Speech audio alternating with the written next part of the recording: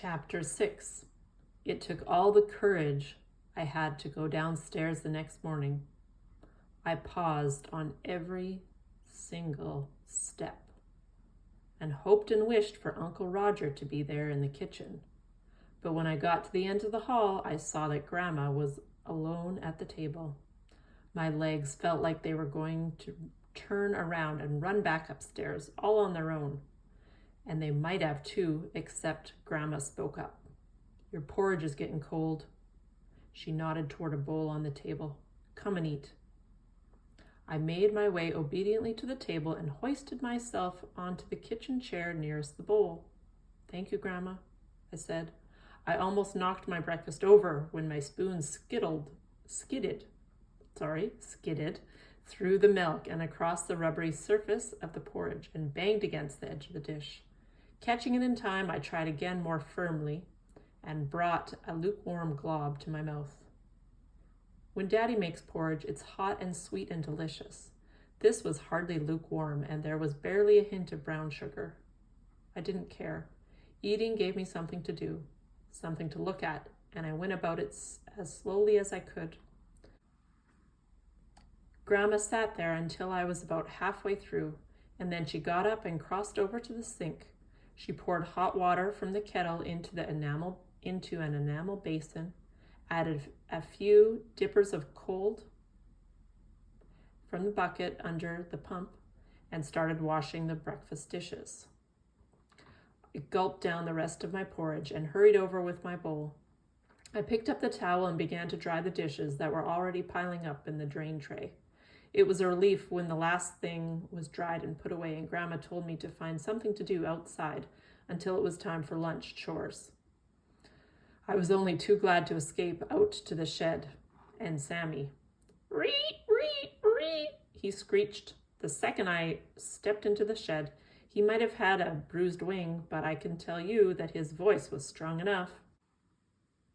It sounded like the sharp, creaky sound of a door hinge squeaking. "I don't speak magpie," I told him, "so you might as well settle down."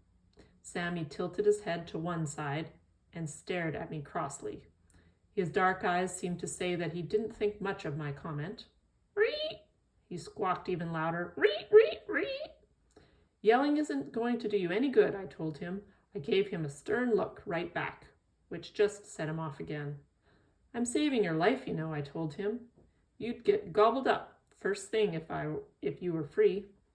Sammy's head bobbed up and down a couple of times like he was agreeing with me. That made me laugh, which seemed to interest him. His dark little eyes watched me closely. "That's more like it," I said, "and don't forget that I'm the one feeding you, so you'd better be nice to me." "Reet, reet," he answered. Actually, I'm not sure he was answering, but it kind of looked that way. I unscrewed the lid from the jar we'd put the worms in and hauled a long skinny one out of the dirt. It dangled for a second or two, and then started to scrunch in on itself, getting shorter and shorter. I dropped it into the cage. Sammy hopped over to inspect it. As soon as he tilted himself down to start eating it, I turned and hurried out of the shed. I guess it was silly, but I felt guilty about that worm. It didn't even help to tell myself that if Sammy had been out on his own, he'd have been gobbling down worms left and right. I was the one who dug that worm up and handed it over to be eaten. I kicked around the backyard for a bit, trying not to think about it. That was a lot harder than I expected. Before long, I was even imagining that the worm had a sad, worried look on his face when I dropped him into Sammy's cage, as if he'd known he was being sacrificed. "Why do I have to die so this bird can live?" the worm in my head was wondering. It bothered me until I made up my mind to go back in there and rescue that worm, if it wasn't already too late. But just as I was returning to go back into the shed, a big black car came lumbering into the driveway. The car itself wasn't particularly interesting, except that it seemed to be driving itself. That got my attention. Forgetting all about the worm, which was probably in Sammy's tummy by then anyway, I hurried toward the car. I stopped and stood still as soon as I reached the front corner of the house. There was no sense in crowding a driverless car. The door began to swing open. I took a couple of steps back. My heart beat harder.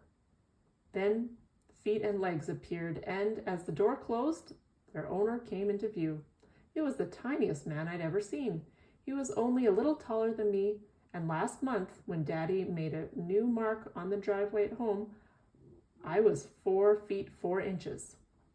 He put me in mind at once of a little elf with bright, shiny eyes, a pink mouth and cheeks, and a sharply pointed nose. His eyebrows arched like upside-down V's, although that might have been because he was surprised to find me standing there. "How do, ma'am," he said. His voice was odd too, squeaky, but grown up at the same time.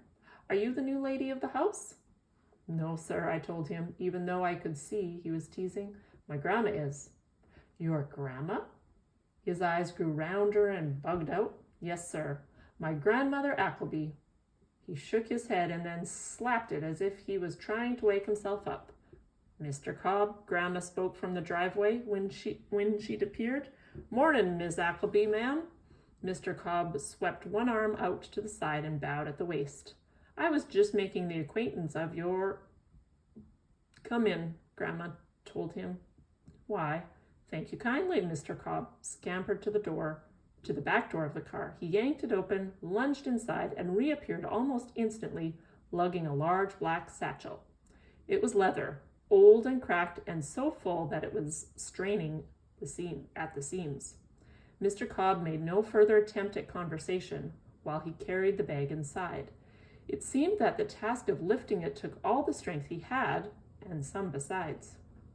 Even after he'd gone and seated in the kitchen, it took a moment for Mr. Cobb to stop huffing and gasping. When his breathing finally evened out, he smiled secretively and reached for his satchel. In Chapter 6, Ellie didn't want to be by herself in the kitchen with Grandma. She had to have courage to leave her room and go to the kitchen. Ellie remembered when her grandma said, "I told her not to go to that dance," and it made Ellie feel bad and awkward. I want you to talk with your group about a time that you had courage to be near someone that you were scared to talk to. For me, I was sometimes scared to talk to my grandpa because he was really quiet, and sometimes I would try and talk to him and he wouldn't always talk back. So I had to have courage sometimes to go and sit near him because I was a bit scared of him. So talk with your group about an example that you had to have courage in your life to talk to someone.